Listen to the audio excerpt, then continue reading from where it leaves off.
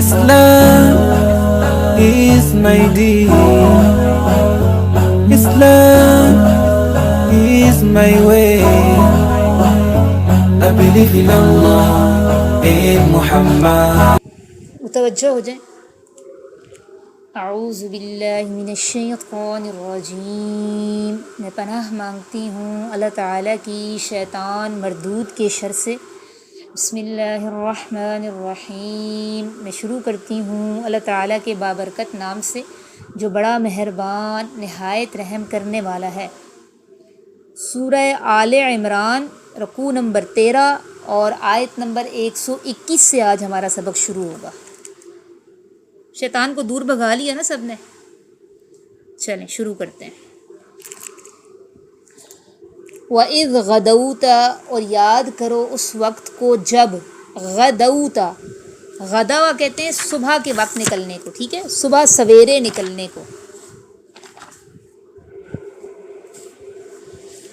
جب آپ صبح سویرے نکلے، غدوا یغدو نصر ینصر کی طرح صبح سویرے نکلنا. من اہلک، اپنے گھر والوں سے. اہل کہتے ہیں اہل خانہ کو، گھر والوں کو. تبوئ، ٹھکانہ دینے. یہ لفظ تبوئ لفظ پیچھے آپ پڑھ کے آئی ہیں کہاں پہ؟ وَلَقَدْ بَوَّأْنَا بَنِي اسرائیل. البتہ تحقیق ہم نے بنی اسرائیل کو ٹھکانہ دیا. پڑھا ہے نا؟ تبوئ ٹھکانہ دینے، المؤمنین ایمان والوں کو، مقاعدہ. مقعد کہتے ہیں بیٹھنے کی جگہ کو، ٹھیک ہے، بیٹھنے کی جگہ، للقتال جنگ کے لیے. واللہ سمیع علیم، اور اللہ سننے والا علم والا ہے. یہ بیٹھنے کی جگہ سے مراد وہ مورچے ہیں نا جو میدان جنگ میں لگائے جاتے ہیں، ٹھیک ہے، مورچہ بندی. چلیں لکھ لیں، پھر آپ کو تفسیر میں بتاتی ہوں یہ اس کی ڈیٹیل. وَإِذْ غَدَوْتَ، اور جب غدوتا آپ صبح سویرے نکلے. اور یاد کرو اس وقت کو جب غدوتا آپ صبح سویرے نکلے.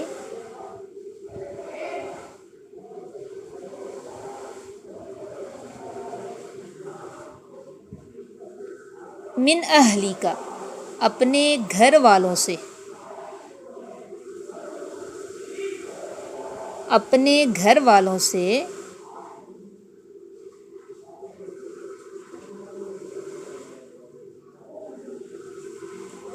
تبوئ ٹھکانہ دینے.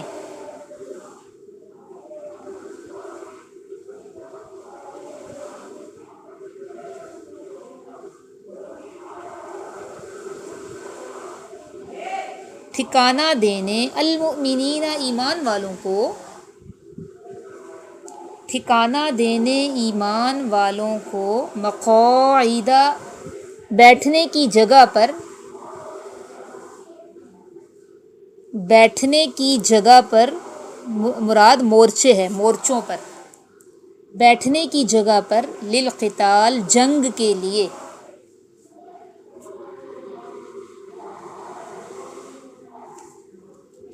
بیٹھنے کی جگہ پر جنگ کے لیے.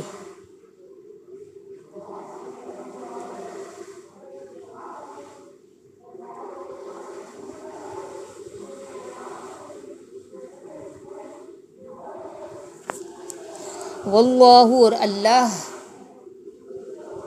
سمیع سننے والا، علیم علم والا ہے.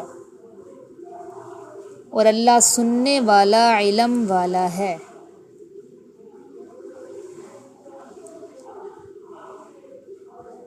یاد کرو اس وقت کو جب آپ صبح سویرے نکلے اپنے گھر والوں سے ٹھکانہ دینے ایمان والوں کو بیٹھنے کی جگہ پر جنگ کے لیے. واللہ سمیع علیم، اللہ سننے والا علم والا ہے. یہاں سے غزوہ احد کا ذکر شروع ہو رہا ہے، ٹھیک ہے. کس کا ذکر شروع ہے؟ غزوہ احد کا. غزوہ احد کب ہوا تھا؟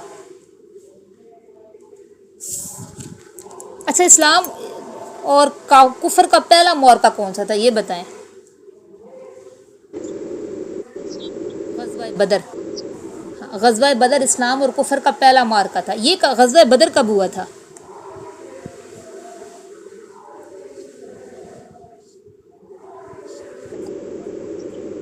نہیں، 2 ہجری میں. ابھی مسلمانوں نے مکہ سے مدینہ ہجرت کی تھی نا، دوسرا ہی سال تھا، تو غزوہ بدر پیش آیا تھا. ٹھیک ہے، جس میں مسلمانوں کو شکست ہوئی تھی یا کافروں کو شکست ہوئی تھی؟ باقی لوگ بھی بولیں بھائی، کیا ہو گیا؟ 2 لڑکیاں بول رہی ہیں حالی. غزوہ بدر میں کس کو شکست ہوئی تھی؟ کافروں کو عبرت ناک شکست ہوئی تھی. ٹھیک ہے، بڑے بڑے کافر اس میں مارے بھی گئے تھے. 70 کفار واصل جہنم ہوئے تھے، جس میں ابو جہل بھی شامل تھا. بہت ستایا کرتا تھا نا نبی علیہ السلام کو. حالانکہ مسلمانوں کی تعداد میں وہ 3 گنا زیادہ تھے. غزوہ بدر میں کافروں کی تعداد 3 گنا مسلمانوں سے زیادہ تھی. مسلمانوں کی تعداد تھی 313 اور وہ لوگ 1000 کی تعداد میں تھے. اچھا، غزوہ احد کا پس منظر کیا ہے؟ اب یہ 3 ہجری میں، غزوہ بدر کے 1 سال بعد ہی 3 ہجری میں غزوہ احد پیش آیا. اس کا پس منظر کیا ہے؟ یہ کیوں لڑی؟ یہ جنگ کا آغاز کیسے ہوا؟ اصل میں جب غزوہ بدر میں شکست ہوئی تھی نا کافروں کو،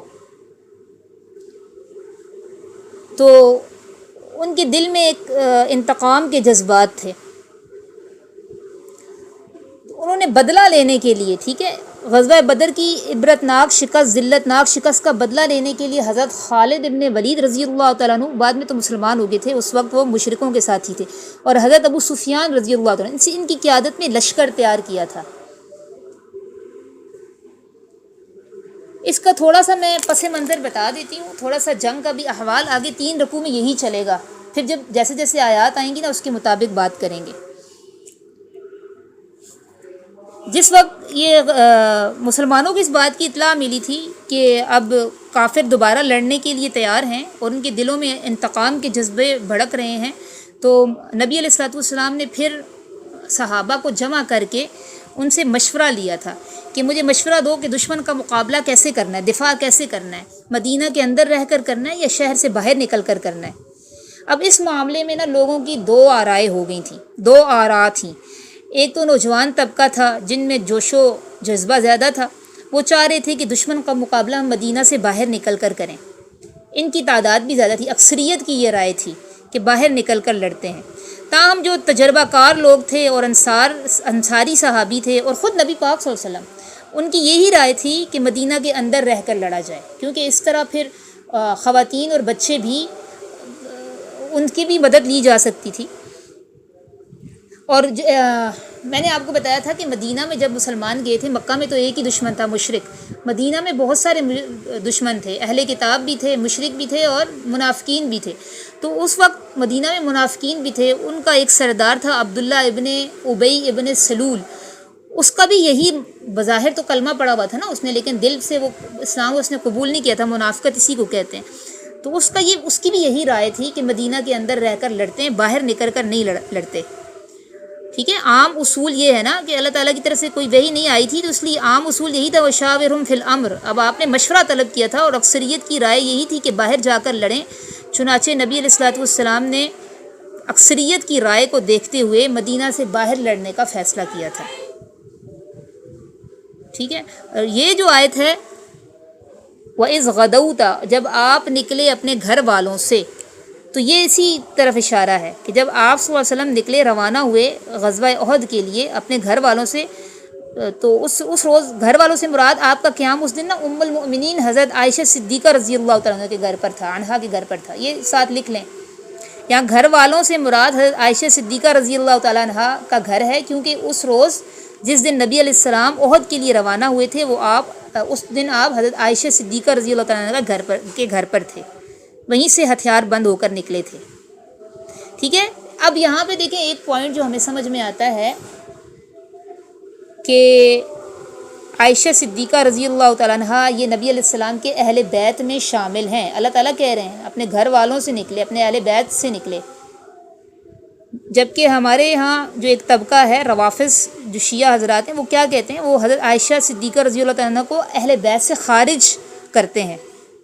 ٹھیک ہے، معاذ اللہ. تو یہاں اہلکہ کے لفظ سے شیعوں کے اس باطل نظریے کی بھی تردید ہو جاتی ہے. اچھا، نکلے پھر کیا کیا آپ نے ٹھکانہ دیا مومنوں کو بیٹھنے کی جگہ پر جنگ کے لیے.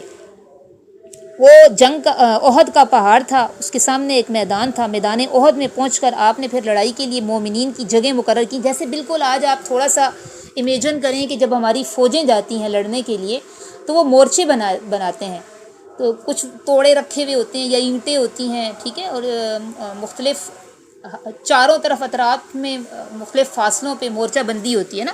تو نبی علیہ الصلوۃ والسلام نے بھی ان کو مقاعد للقتال، مورچوں میں بٹھایا، مورچہ بندی کی ان کی. اور آپ نے جب اس جگہ کا جہاں پہ جنگ ہونی تھی اس کا جائزہ لیا نا، تو اس میں ایک پہاڑی درہ تھا، سامنے میدان تھا، جبل احد کہتے ہیں جس کو، 7 میل تک پھیلا ہوا تھا، وہ لمبا چوڑا پہاڑ تھا. تو آپ نے ایک پہاڑی درے پر حضرت عبداللہ ابن جبیر رضی اللہ عنہ صحابی رسول ہیں، ان کی قیادت میں 50 تیر اندازوں کا ایک دستہ وہاں پر تعینات کر دیا تھا. آپ صلی اللہ علیہ وسلم کا خیال تھا کہ کہیں پیچھے سے گھوم کر لشکر حملہ نہ کر دے، ٹھیک ہے. اس لیے آپ صلی اللہ علیہ وسلم نے ان کو حضرت عبداللہ ابن جبیر اور ان کے ساتھ جو 50 تیر انداز تعینات کی تھے ان کو یہ کہا تھا، یہ حکم دیا تھا کہ جب تک میں نہ کہوں تو یہ پہاڑی درہ نہیں چھوڑنا، ٹھیک ہے. یہاں پہ چوکنا ہو کر بیٹھو، دشمن کہیں پیچھے سے حملہ نہ کرے، اور اگر وہ حملہ کرے تو تیر برسا کر دفاع کرو، اور اپنی جو جگہ ہے وہ کسی صورت میں نہ چھوڑو. یہ ہدایات تھیں ان کو. اب آگے کیا ہوا آگے پڑھتے ہیں اور پھر مزید میں آپ کو تفصیل بتاتی ہوں. واللہ سمیع علیم، اور اللہ سننے والا علم والا ہے.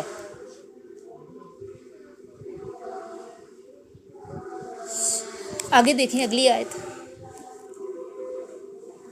اذ ہمت، جب ہمہ کہتے ہیں ارادہ کرنے کو، جب ارادہ کیا طائفتانی، 2 گروہوں نے.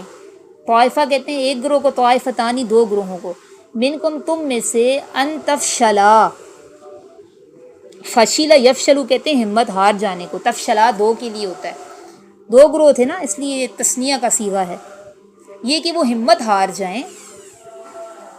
واللہ ولیہما، اور اللہ دوست تھا ان دونوں کا. وعلی اللہ، اور اللہ ہی پر، فلیتوکل المؤمنون، توکل کریں ایمان والے. لکھیں اذ، جب،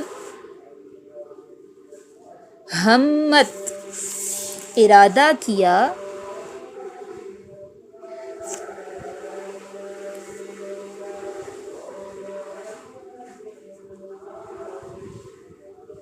جب ارادہ کیا،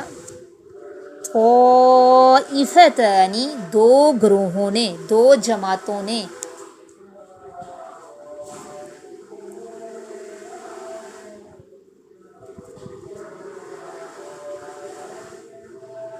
جب ارادہ کیا 2 جماعتوں نے، منکم، تم میں سے،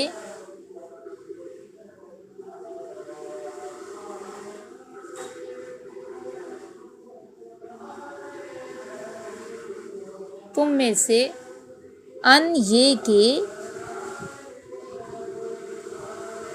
تفشلا وہ ہمت ہار جائیں.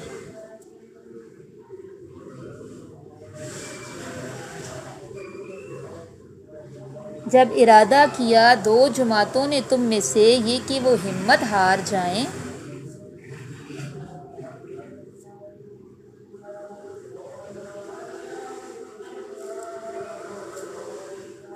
اور اللہ تعالیٰ دوست تھا ان دونوں کا.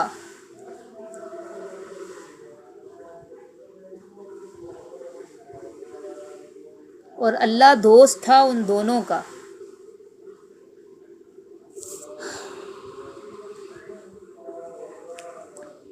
اور اللہ پر،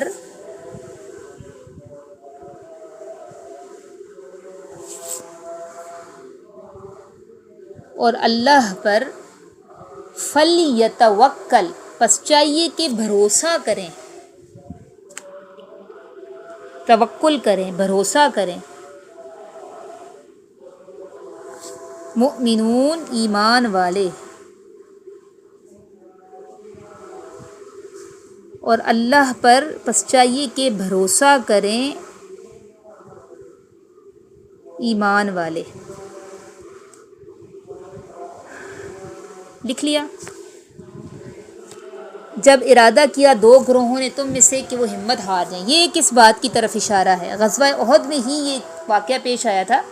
میں نے ابھی آپ کو بتایا نا کہ مدینہ میں منافقین کا بھی سامنا تھا مسلمانوں کو، جو بظاہر تو کلمہ پڑھے ہوئے تھے لیکن اندر سے وہ انہوں نے اسلام قبول نہیں کیا تھا، اندر سے وہ دشمنوں کے ساتھ ملے ہوئے تھے. تو ان کا جو سردار تھا عبداللہ ابن ابی، اس کا مشورہ تھا کہ باہر نکل کر لڑتے ہیں. تو جب یہ لشکر روانہ ہوا تھا میدان جنگ کی طرف تو اس کی کل تعداد تھی 1000.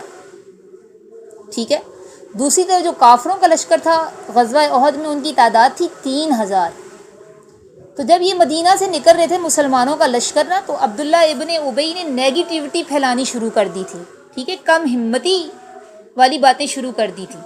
اس نے کہا تھا تم یہ 3000 کے لشکر سے لڑنے جا رہی ہو تو خودکشی کے مترادف ہے. آگے یہ اس ایک آیت میں اس کا بھی ذکر ہے. ٹھیک ہے، 3 رکوع میں تقریباً یہ چلے گیا واقعات. جب اس نے اس طرح کی باتیں شروع کی کم ہمتی والی، تو مسلمانوں کے جو گروہ تھے نا، ان میں بھی پھر کم ہمتی، کم حوصلگی پھیلنا شروع ہو گئی. ایسا ہوتا ہے نا، دیکھیں غیر معمولی جب حالات ہوتے ہیں یا مشکل جب حالات ہوتے ہیں تو اس میں جو لوگ نیگیٹیوٹی پھیلا رہے ہوتے ہیں نا، تو اس کا پھر لوگوں پر بہت زیادہ اثر ہو رہا ہوتا ہے. میدان جنگ میں بھی ہوتا ہے.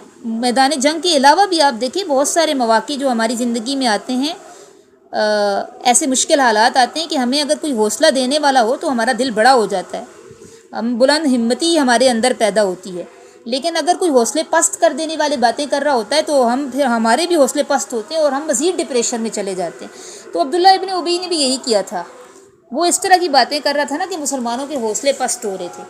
جس کا نتیجہ کیا نکلا کہ 2 گروہ جو مسلمانوں میں سے تھے، وہ 2 گروہ کون سے تھے؟ ایک تھا بنو سلمہ اور دوسرا گروہ تھا بنو حارثہ. یہ 2 خاندانوں کے نام ہیں، قبائل کے. خاندان بنو سلمہ اور بنو حارثہ وہ جو تھے ان کے قدم بھی ڈگمگا گئے. ٹھیک ہے، ان پر بھی عبداللہ ابن ابی کی نیگیٹو باتوں کا اثر ہوا اور قریب تھا کہ وہ ہمت ہار جاتے. لیکن اللہ تعالیٰ کیا کہہ رہے ہیں؟ واللہ ولیہما، اللہ تو ان دونوں کا دوست تھا. مخلص صحابہ تھے نا، تو اللہ تعالیٰ نے ان کو ثابت قدم رکھا. واللہ وعلی اللہ فلیتوکل المؤمنون، اور اللہ پر بس چاہیے کہ بھروسہ کریں ایمان والے. اب اس میں نا ایک بڑا ہی ہمارے لیے بہترین سبق ہے. جی، خاندان بنو سلمہ اور بنو حارثہ، بنو سلمہ اور بنو حارثہ یہ 2 خاندان تھے جنہوں نے کم ہمتی، جنہوں نے بزدلی دکھانے کا ارادہ کیا. لیکن چونکہ مخلص صحابہ تھے نا تو اللہ نے تھام لیا. اس لیے اللہ تعالیٰ کہہ رہے ہیں اللہ ولیہما، اللہ ان دونوں کا دوست تھا. اچھا اب دیکھیں یہاں پہ ایک بہت اہم سبق ہے. اللہ تعالیٰ یہاں کیا فرما رہے ہیں کہ واللہ ولی، اللہ ان کا دوست تھا تو اللہ نے انہیں تھام لیا، انہیں ثابت قدم رکھا. اس سے ہمیں یہ پتہ چلتا ہے کہ اگر ہم نیک کام کرتے ہیں تو جو ہمارے اوپر آزمائشیں آتی ہیں، مشکل گھڑی آ جاتی ہے، تو اس وقت پھر اللہ کی مدد بھی ہمارے ساتھ ہوتی ہے اور اللہ شیطان کے وار سے ہمیں بچا لیتا ہے. یہ ہماری نیکیوں کے اچھے اثرات ہوتے ہیں. ٹھیک ہے، میں نے ابھی بتایا نا، یہ بھی چونکہ مخلص صحابہ تھے تو اللہ تعالیٰ نے منافقین کے پروپیگنڈے کو ان پر چلنے نہیں دیا اور انہیں بچا لیا. تو یہ انسان کی نیکیوں اور تقوی کے اثرات ہوتے ہیں کہ اللہ تعالیٰ آزمائش کی گھڑیوں میں شیطان کے وار سے ایسے لوگوں کو بچا لیتا ہے. کبھی ہم دیکھیں ابھی سوسائٹی میں کچھ ایسے کیسز سنتے ہیں نا کہ اس نے فلاں دوست کو قتل کر دیا. میں جب اس طرح کے واقعات سنتی ہوں تو میں کہتی ہوں یہ ایک دم سے نہیں ہوتا، یہ ضرور اس سے پہلے بھی جرائم کرتا رہا ہے، تو اب اس سے اتنا بڑا جرم سرزد ہو گیا. ٹھیک ہے، ایسے بھی واقعات ہم سنتے ہیں، سگی ماں کو قتل کر دیا، تو رونگٹے کھڑے ہو جاتے ہیں کہ ایسا بھی کوئی کر سکتا ہے. تو یہ ایک دم سے نہیں ہوتا. ان چیزوں کے پیچھے پہلے چھوٹے چھوٹے گناہ کرتے کرتے نا پھر نوبت یہاں تک آتی ہے. میں نے آپ کو پچھلی لیکچر میں بتایا تھا کہ جس طرح نیکیوں کے اچھے اثرات ہوتے ہیں، اسی طرح گناہوں کی بھی نحوست ہوتی ہے. ٹھیک ہے، تو ان صحابہ کی نیکیوں اور تقوی اور خلوص کے اثرات تھے کہ اللہ نے اس آزمائش کی گھڑی میں ان کو ثابت قدم رکھا، ان کے دلوں کو اللہ نے تھام لیا، شیطان کے وار سے انہیں بچا لیا. اور اس کی ایک مثال آپ آگے بھی پڑھیں گی. حضرت موسیٰ علیہ السلام کے واقعے میں۔ حضرت موسیٰ علیہ السلام کو جب ان کی والدہ نے صندوق میں ڈال کر دریا برد کر دیا تھا اور پھر فرعونیوں نے اس صندوق کو نکالا تھا، تو قرآن دیکھیں اس نقشے کو کس طرح بیان کرتا ہے، ان کادت لتبدی بہ واصبح فؤاد ام موسیٰ فارغا، قریب تھا کہ ام موسیٰ کا دل صبر سے فارغ ہو جاتا، اور نہیں واصبح فؤاد ام موسیٰ فارغا، ام موسیٰ کا دل تو صبر سے فارغ ہو چکا تھا، قریب تھا کہ وہ جا کر کہہ دیتی کہ یہ میرا بچہ ہے، اور ظاہری بات ہے جب وہ یہ کہہ دیتی کہ یہ میرا بچہ ہے تو فرعونی تو اس کو قتل کر دیتے کہ یہ تو بنی اسرائیل کا بچہ ہے۔ لیکن قرآن کیا کہہ رہا ہے، لولا اربتنا علی قلبہا، کہ ہم نے ان کے دل کو تھام لیا، ٹھیک ہے، ورنہ وہ جا کر کہہ دیتی یہ میرا بچہ ہے۔ وہ نیک تھیں، پرہیزگار تھیں، تو بے صبری ہونے والی تھی، لیکن اللہ نے ان کو اس بے صبری کے اظہار سے بچا لیا اور ان کو ثابت قدم رکھا۔ تو ہم بھی اگر اپنی نیت دیکھیں درست رکھتے ہیں اور اپنی نارمل روٹین میں ہم نیکیاں کرتے ہیں، اچھے کام کرتے ہیں، نیکیوں پر کاربند رہتے ہیں نا، تو پھر اللہ تعالیٰ بھی ہمیں ہمارے حوالے نہیں کرتا، وہ شیطان کے وار کو ناکام کر دیتا ہے۔ تو یہ ہماری نیکیوں کے ہی اچھے اثرات ہوتے ہیں کہ ہمیں نیکیوں کی ہی توفیق ملتی ہے، اور پھر برائیوں کے برے اثرات یہ ہوتے ہیں کہ انسان برائیوں میں ہی زیادہ ہوتا چلا جاتا ہے، ٹھیک ہے۔ ایک تو یہ بڑا سبق ہے۔ دوسرا بڑا سبق یہ ہے کہ نا کہ جب مشکل حالات ہوں تو نیگیٹیوٹی نہ پھیلایا کریں، ٹھیک ہے۔ ایسے لوگ اللہ تعالیٰ کو بھی ناپسند ہیں، اللہ کے رسول کو بھی ناپسند ہیں، اور یہ منافق ہوتے ہیں جو اس طرح کی مزید کم ہمتی والی باتیں کر کر کے ڈرا رہے ہوتے ہیں، وسوسے ڈال رہے ہوتے ہیں دلوں میں،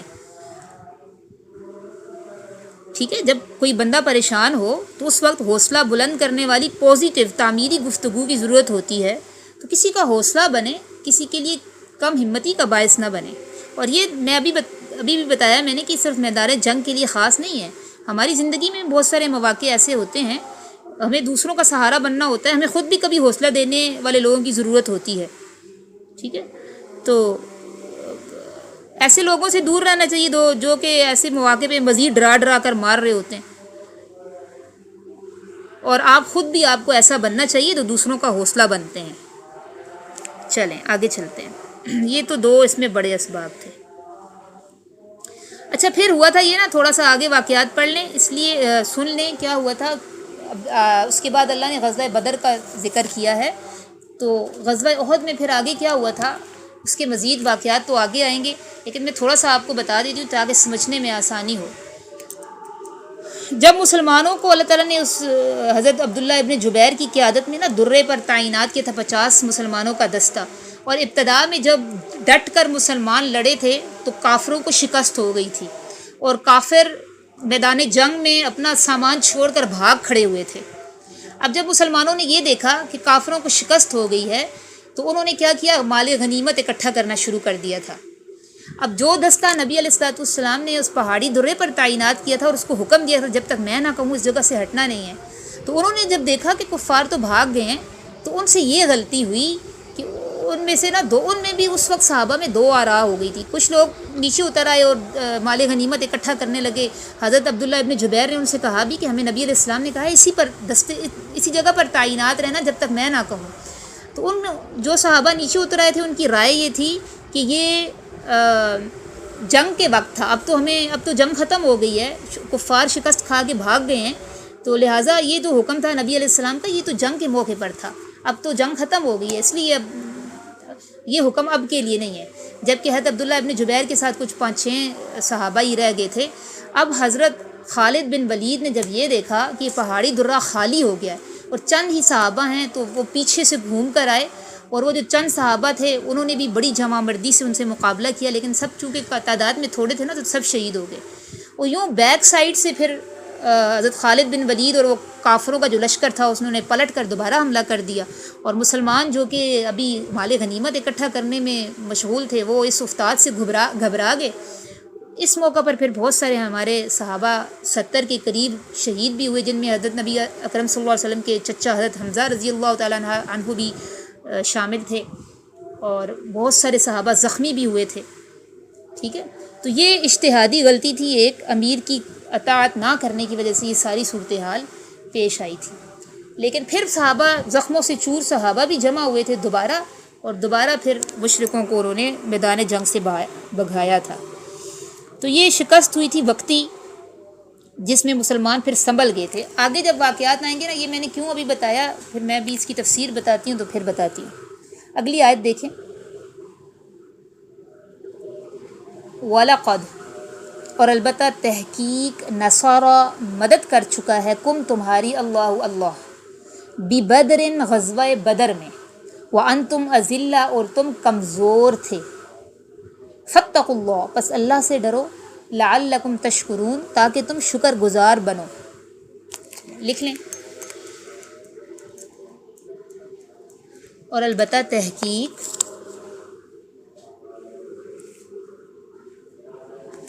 نصرکم اللہ، مدد کر چکے ہیں تمہاری اللہ،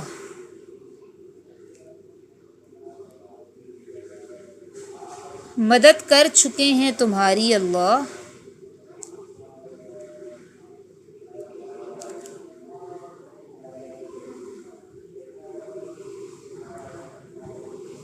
بِبَدْرٍ، غزوہ بدر میں، غزوہ بدر میں یا جنگ بدر میں، وَأَنْتُمْ، اور تھے تم، أَذِلَّةٌ، کمزور،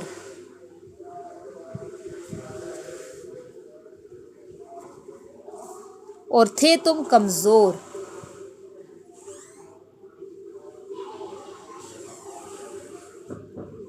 فَاتَّقُوا اللَّهَ، پس تم ڈرو اللہ تعالیٰ سے،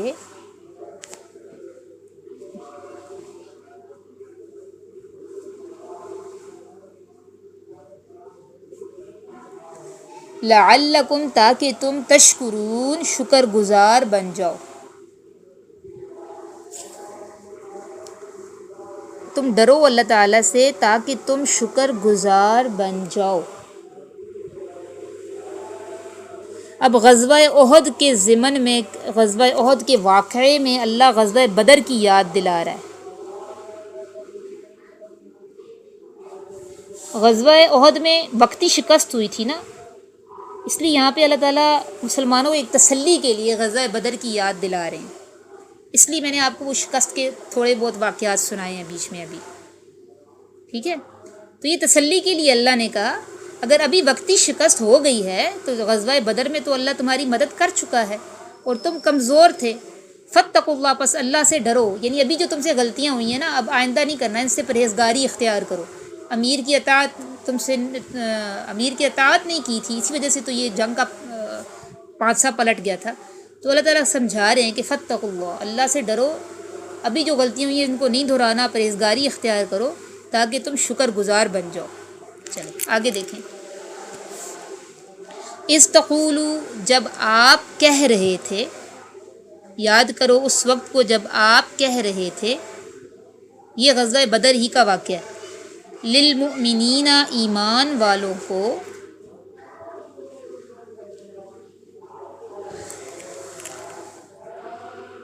جب آپ کہہ رہے تھے ایمان والوں کو، الن، کیا ہرگز نہیں،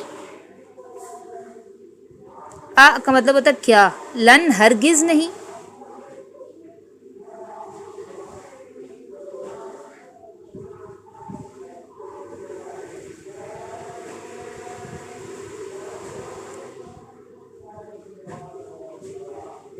کیا ہرگز نہیں، یکفیکم، کافی تمہارے لیے، کیا ہرگز نہیں کافی تمہارے لیے،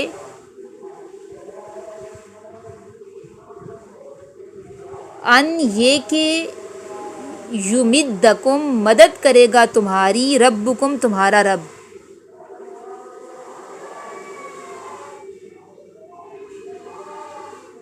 یہ کہ مدد کرے گا تمہاری، تمہارا رب،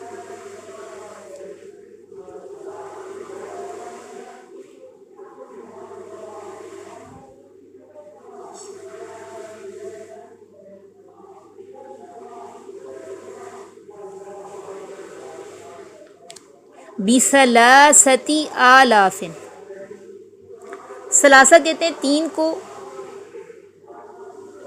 آلافن الفن کی جمع ہے، ٹھیک ہے، الفن کہتے ہیں ہزار کو، الفن ہزار، آلاف اس کی جمع ہے، تو بثلاثتی آلافن کا کیا مطلب ہے؟ 3000۔ دیکھ رہے ہیں نا آپ لوگ؟ یہ کہ مدد کرے گا تمہاری تمہارا رب بثلاثتی آلافن 3000 من الملائکتی فرشتوں کے ساتھ، یہ کہ مدد کرے گا تمہاری تمہارا رب 3000 فرشتوں کے ساتھ،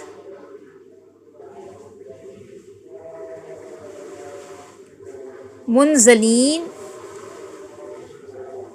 اتارے ہوئے، منزلین اتارے ہوئے،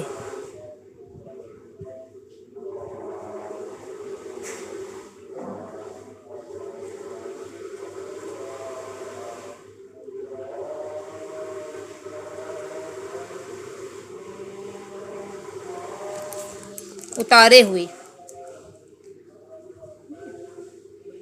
فرشتوں کی مدد اتری تھی نا غزوہ بدر میں، تو اسی ضمن میں اللہ تعالیٰ تسلی دے رہے ہیں کہ غزوہ بدر میں ہم تمہیں مدد کر چکے، تمہاری مدد کر چکے ہیں، اس وقت تم کمزور بھی تھے، اور جب نبی علیہ السلام ایمان والوں کو تسلی دے رہے تھے، مسلمان کافروں کی تعداد زیادہ دیکھ رہے تھے نا، تو اللہ تعالیٰ تسلی دے رہے تھے وحی کے ذریعے کہ 3000 فرشتوں کے ساتھ جو اللہ کے حکم سے اتریں گے، ان کے ساتھ اللہ مسلمانوں کی مدد کرے گا، اور غزوہ بدر میں فرشتے اترے بھی تھے، ٹھیک ہے، جس کا تذکرہ ہمیں بڑی ڈیٹیل میں احادیث سے ملتا ہے۔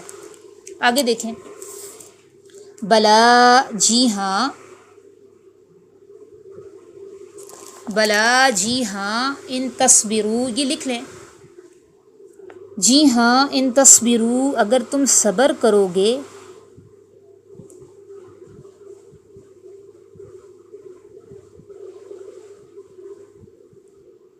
وَتَتَّقُوا، اور پرہیزگاری اختیار کرو گے،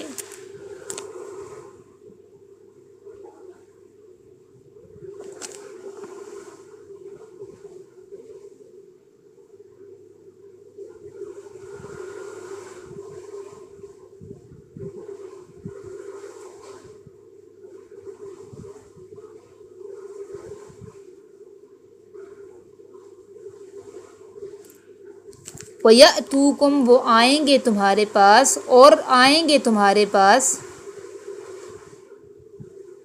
وَيَأْتُوكُمْ، اور آئیں گے تمہارے پاس، من فورہم، فوراً ہی، ہم وہ،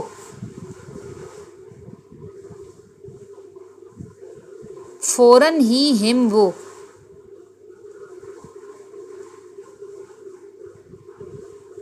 جی ہاں اگر تم صبر کرو اور پرہیزگاری اختیار کرو، اور آئیں گے تمہارے پاس فوراً ہی وہ، ھذا، یہ، یمددکم، مدد کرے گا تمہاری، یہ مدد کرے گا تمہاری، ربکم، تمہارا رب، یہ مدد کرے گا تمہاری تمہارا رب، بخمستی آلافن، خمسہ کہتے ہیں 5 کو، آگے لفظ ہے آلافن، ابھی میں نے بتایا الفن کی جمع ہے آلاف، الفن 1000 کو کہتے ہیں، بخمستی آلافن 5000،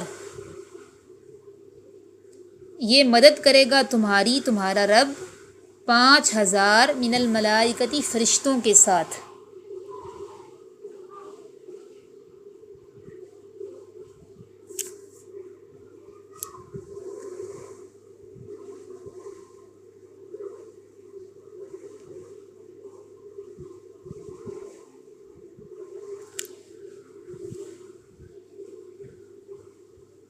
مصومین، جو نشان زدہ ہوں گے، یعنی فرشتوں پر نشان لگے ہوں گے، ابھی میں اس کی تفسیر میں بتاتی ہوں کیا مطلب، مصومین جو نشان زدہ ہوں گے، یہ مدد کرے گا تمہاری تمہارا رب 5000 فرشتوں کے ساتھ، مصومین جو نشان زدہ ہوں گے یا جن پر نشان لگے ہوں گے،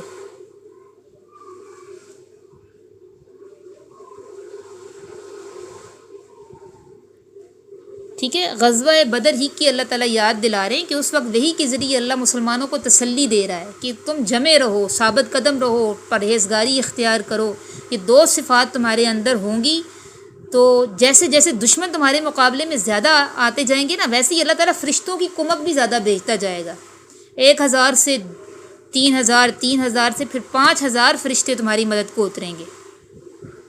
اللہ تعالیٰ جیسے وہ دشمنوں کی تعداد بڑھ جائے گی تو ان کے مقابلے کے لیے اللہ فرشتوں کی فوج بھی بڑھا دے گا، اس لیے ہمت نہ ہارنا۔ اور یہ فرشتے بھی کیسے ہوں گے؟ ان کی ایک کوالٹی ہوگی، مصومین، ان پر نشان زدہ لگے ہوں گے۔ دیکھیں آج بھی یہ چیز ہمیں، آج کے میرے حساب سے آپ کو سمجھاؤں گی تو سمجھ آتی ہے نشان زدہ لفظ۔ آج بھی دیکھیں ہر ملک کا جو ہتھیار ہوتے ہیں اس پر بھی اس ملک کا خاص نشان ہوتا ہے، اسی طرح فوجیوں کی بھی خاص وردی ہوتی ہے جس سے پہچان ہوتی ہے کہ فلاں ملک کی فوج ہے، فلاں ملک کے ہتھیار ہیں، ٹھیک ہے۔ تو اس وقت پھر جو فرشتے اترے تھے نا، ان کی نشانی یہ تھی، ہمیں حدیث سے پتہ چلتا ہے کہ فرشتوں کی نشانی سفید عمامے تھے، سفید رنگ کے عمامے تھے، یہ غزوہ بدر میں تھا۔ اور غزوہ احد میں ان کی نشانی سرخ عمامے تھے، یہ صبر اور تقوی کا پھل تھا، ٹھیک ہے۔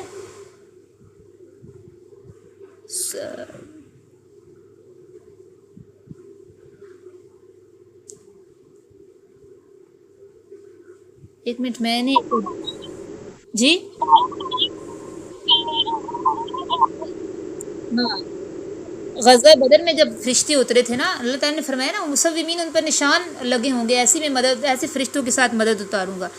تو وہ غزوہ بدر میں اترے تھے، ان کی نشانی سفید عمامے تھے۔ وہ میں ایک حدیث ابھی میرے ذہن میں سے نکل گئی ہے، حضرت عبداللہ ابن عباس کی، انہوں نے بڑا زبردست اس کو نا اسکیچ کیا۔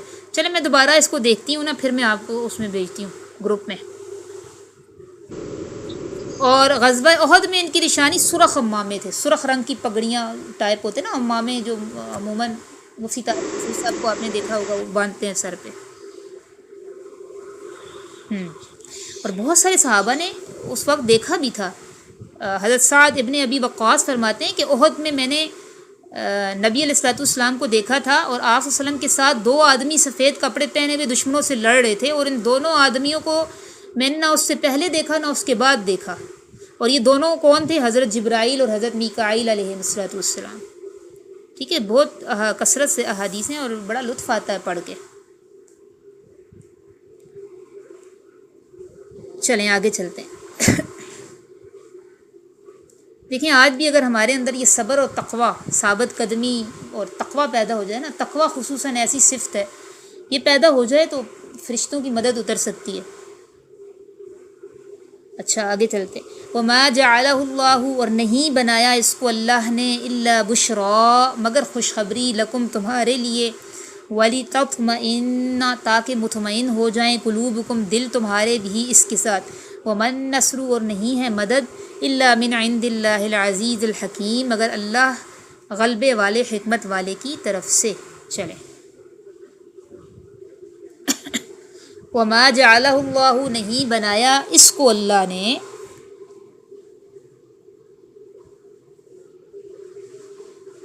نہیں بنایا اس کو اللہ نے،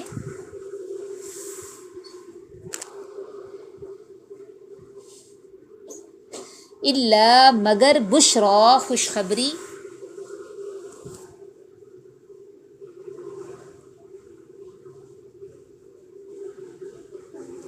نہیں بنایا اس کو اللہ نے مگر خوشخبری، لکم، تمہارے لیے،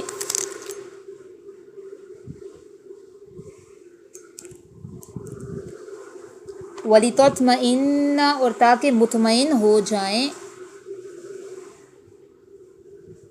قلوبکم، دل تمہارے، بھی اس کے ساتھ، یعنی یہ فرشتوں کے اترنے کو، وحی کے ذریعے جو اللہ تسلیاں دے رہا تھا، نبی علیہ الصلوۃ والسلام صحابہ کو تسلیاں دے رہے تھے، یہ سب خوشخبریاں تھیں اور صحابہ کے دلوں میں اطمینان پیدا کرنے کے لیے تھا، اور تاکہ مطمئن ہو جائیں تمہارے دل، بھی اس کے ساتھ،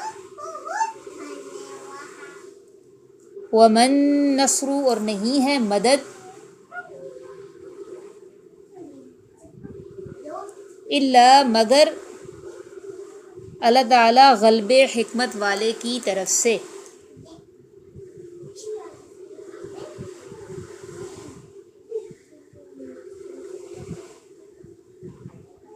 اور نہیں ہے مدد مگر اللہ تعالیٰ غلبے والے حکمت والے کی طرف سے۔ آگے دیکھیں، لیقطع تاکہ وہ کاٹ دے، طرفاً ایک حصہ، من الذین کفروا کافروں میں سے، او یکبتہم یا وہ انہیں شکست خوردہ کر دے، پھر وہ لوٹیں خائبین نامراد ہو کر، ناکام ہو کر۔ لکھیں لیقطع، اس سے پہلے نا بریکٹ میں حذف عبارت کے طور پہ لگا لیں، یہ اللہ نے اس لیے کیا، یعنی یہ فرشتوں کو اللہ نے اس لیے بھیجا، تو یہ اللہ نے اس لیے کیا لیقطع تاکہ وہ کاٹ دے، کاٹ دے کا مطلب ہے ہلاک کر دے، یہ اللہ نے اس لیے کیا تاکہ وہ کاٹ دے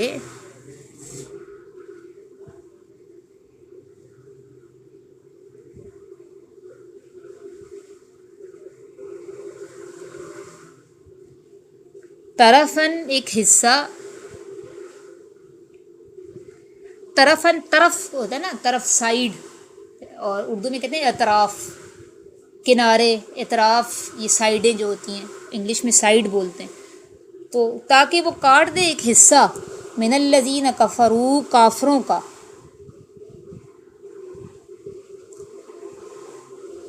تاکہ وہ کاٹ دے ایک حصہ کافروں کا، او یکبتہم یا وہ ان کو ذلیل کر دے،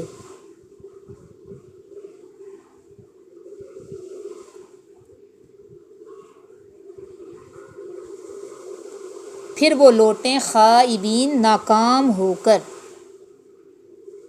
یا وہ ان کو ذلیل کر دے پھر وہ لوٹیں خائبین ناکام ہو کر۔ ایسے ہی ہوا تھا، فرشتوں کی مدد بھی اتری تھی، لیقطع طرفاً ایک کافروں کا ایک حصہ ہلاک ہوا تھا، ایک جماعت ہلاک ہوئی تھی کافروں کی، اور او یکبتہم یا ان کو وہ ذلیل کر دے، تو ان کو شکست کی صورت میں ذلت بھی اٹھانا پڑی تھی، پھر وہ لوٹے تھے ناکام ہو کر، آئے تھے تو مسلمانوں کو ختم کرنے لیکن خود ناکام ہو کر لوٹے تھے۔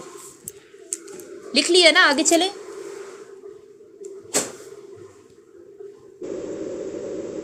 لیسا نہیں ہے، لکا آپ کے لیے، من الامری کسی معاملے میں، شیئن کچھ بھی، او یتوب علیہم یا اللہ رجوع کرے ان لوگوں پر، او یعذبہم یا اللہ عذاب دے ان کو، فإنہم ظالمون پس بے شک یہ ظالم ہیں۔ چلے لکھ لیں، یہاں نبی علیہ السلام کو خطاب ہے، لیسا اے پیغمبر، لیسا نہیں ہے،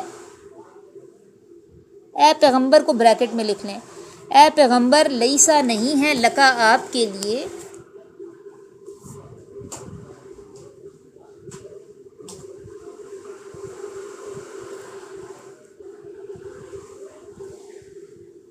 من الامری معاملے میں، شیئن کچھ اختیار، یہ تفسیر میں سمجھ آئے گا کیا مطلب ہے۔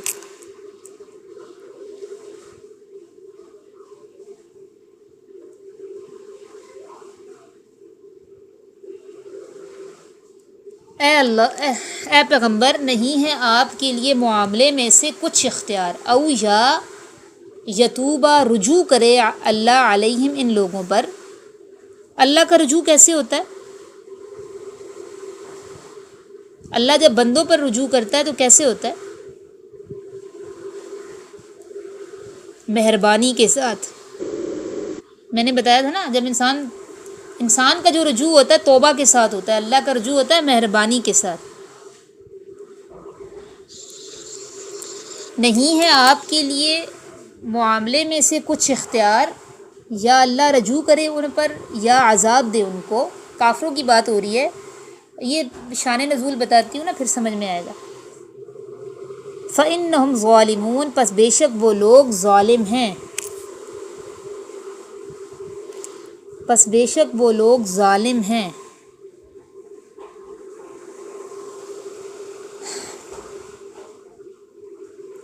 اچھا ہوا تھا نا یہ کہ نبی علیہ السلام غزوہ احد میں آپ صلی اللہ علیہ وسلم کو بہت زیادہ زخم آئے تھے۔ میں نے بتایا تھا کہ مسلمانوں کو پہلے تو فتح ہوئی تھی، اور پھر جب پلٹ کر حملہ کیا تھا نا اس میں پھر بہت سارے مسلمان زخمی ہوئے تھے، خود نبی علیہ السلام کو بہت زیادہ زخم آئے تھے، اور آپ کے دندان مبارک بھی شہید ہو گئے تھے۔ تو اور خون بھی اس قدر آپ کا بہا تھا کہ حضرت علی رضی اللہ تعالیٰ عنہ، حضرت فاطمہ رضی اللہ تعالیٰ عنہ، وہ انہوں نے چٹائی کا ٹکڑا جلا کر رکھا تھا تو اس سے پھر وہ خون رکا تھا۔ اور نبی علیہ الصلوۃ والسلام پھر ایسی صورتحال میں آپ وسلم فرما رہے تھے کہ وہ قوم کیسے فلاح پائے گی جس نے اپنی نبی کی یہ حالت کی، جس نے اپنے نبی کے ساتھ یہ کیا۔ اور بعض روایات میں آتا ہے کہ نبی علیہ الصلوۃ والسلام نام لے لے کر بد دعا فرما رہے تھے، ٹھیک ہے۔ حضرت عبداللہ ابن عمر کا بیان ہے نا، میں نے خود سنا کہ آپ نے فرما رہے تھے اے اللہ فلاں شخص پر لعنت فرما، ابو سفیان پر لعنت کر، اے اللہ حارث ابن حشام پر، تو یہ بھی ایک روایت میں آتا ہے۔ تو اچھا یہ وہ کافر تھے نا کہ اللہ کے علم میں تھا کہ وہ مسلمان ہو جائیں گے، اس لیے اللہ تبارک و تعالیٰ نے اس چیز کو ناپسند کیا اور یہ آیت اللہ تعالیٰ نے اتاری لیس لک من الامر شیء، کہ اے پیغمبر نہیں ہے آپ کو معاملات میں کچھ اختیار، ٹھیک ہے۔ یہ کنایا ہے کہ آپ کو اس سے کیا کہ یہ اسلام لاتے ہیں یا نہیں لاتے، توبہ کرتے ہیں یا نہیں کرتے، آپ تو ایک مبلغ ہیں، آپ کا کام کیا ہے تبلیغ کرنا۔ ایسا بھی ہو سکتا ہے کہ اللہ ان پر مہربانی کے ساتھ رجوع کرے، انہیں توبہ کی اور اسلام میں داخلے کی توفیق مل جائے، اور ایسا بھی ہو سکتا ہے ان کو توفیق نہ ملے، تو ان معاملات میں آپ کا اختیار نہیں ہے، ٹھیک ہے۔ بد دعا سے اللہ تعالیٰ نے روک دیا تھا کہ بد دعا نہ کریں، کیونکہ یہ وہ کافر تھے نا جن اللہ کے علم میں تھا کہ یہ مسلمان ہو جائیں گے، اور ایسا ہوا تھا۔ پھر جب مکہ فتح ہوا تھا تو حضرت ابو سفیان رضی اللہ تعالیٰ عنہ جو کہ مشرکوں کے بہت بڑے سپہ سالار تھے، کمانڈر تھے، انہوں نے اسلام قبول کر لیا تھا۔ حضرت خالد ابن ولید رضی اللہ تعالیٰ عنہ انہوں نے اسلام قبول کر لیا تھا، اور بھی بہت سارے جو مشرکوں کی طرف سے لڑنے والے تھے ان میں سے بہت سارے لوگوں نے اسلام قبول کر لیا تھا، تو اس لیے اللہ تعالیٰ نے یہاں پہ نبی علیہ السلام کو بد دعا سے روکا ہے۔ آگے چلیں، یہ لکھ لیں آیت، آخری آیت لکھ لیں، اس لیے کہ اس میں کوئی گرامر نہیں ہے۔ وَلِلَّهِ، اور اللہ ہی کے لیے ہے،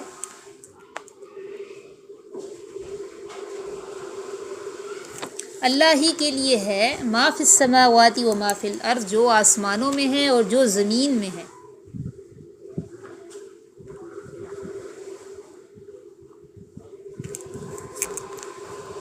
وہ بخش دیتا ہے، یغفر، وہ بخش دیتا ہے،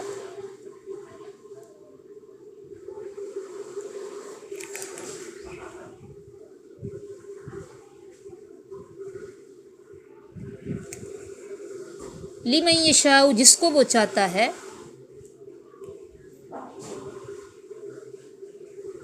وہ یعذب، اور وہ عذاب دیتا ہے، من یشاء، جسے وہ چاہتا ہے۔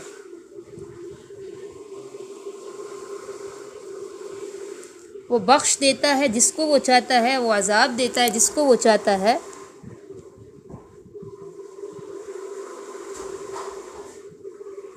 واللہ، اور اللہ، غفور، بخشنے والا، رحیم، رحم کرنے والا ہے۔ اس سے ہمیں پتہ چلتا ہے اللہ تعالیٰ کیا سمجھا رہے ہیں، اختیار سارا اللہ کے پاس ہے، ٹھیک ہے۔ وہ اگر چاہے تو ان کو توفیق دے دے،